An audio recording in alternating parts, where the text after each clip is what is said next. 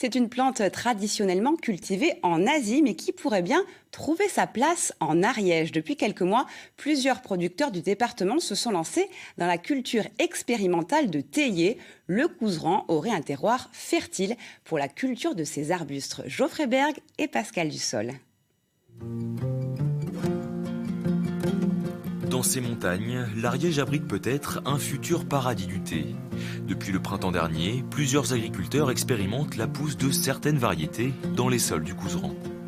Là, vous avez un breton, parce que les bretons font partie des plus dynamiques en France.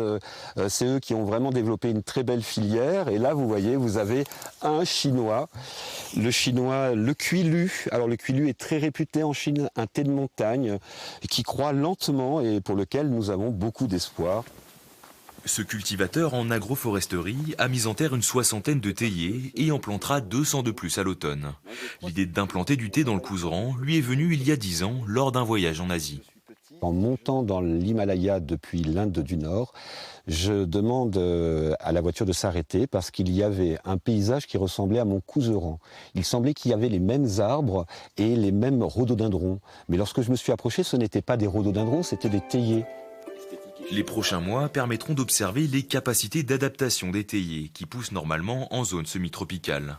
Mais les producteurs ont bon espoir, le Couserans disposant de conditions géologiques et climatiques idéales.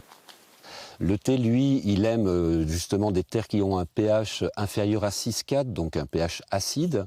En plus, le théier, il aime une forte hygrométrie de l'atmosphère parce qu'il boit beaucoup par les feuilles. Il n'aime pas être les pieds dans l'eau, donc supérieur à 60. Il adore les différences de température jour-nuit.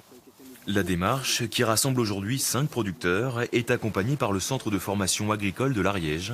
L'objectif à terme est de réunir les acteurs locaux autour d'une nouvelle filière.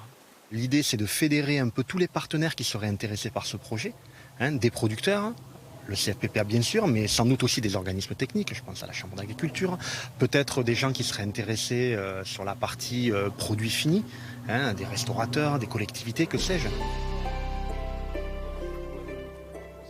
Ces producteurs cherchent encore d'autres confrères prêts à se lancer dans l'aventure, avec l'espoir de créer d'ici quelques années une route ariégeoise du thé. Mais il faudra être patient, les premiers thés ariégeois ne pourront être dégustés avant 3 ans.